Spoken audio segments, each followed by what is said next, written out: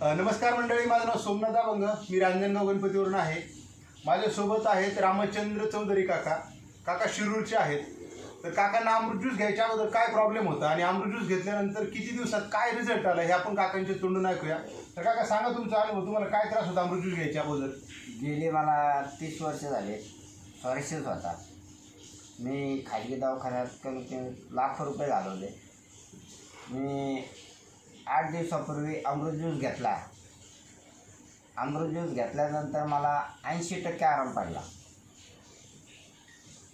80% आराम पडल्याच्यानंतर मी उर्मिला मॅडम त्यांच्या संग भेट घेऊन मी ह्या कार्यक्रमाला नगरला आलो. येस, तर मंडळी आपण पाहू शकतो काका शिरूरचे आहेत.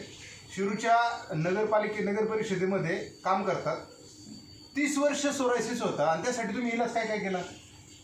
लय केलं दवाखाना. लय म्हणजे कुठं काय काय केले? पुण्यामध्ये विश्रांतवाडीला गेलो.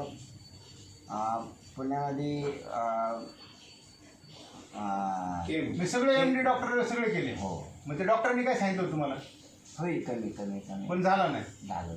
30 वर्षाच्या सोरायसिस मित्रांनो 8 दिवसामध्ये सरांचा बरा झाला 80%. तुम्हाला काय वाटतं? मग आता 3 महिन्याचा कोर्स केला सगळं जाईल?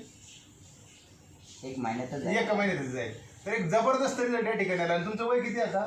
माझं वय 60 वय. 60 वर्षाच्या व्यक्तीला 30 वर्षापासून सोरायसिस आहे.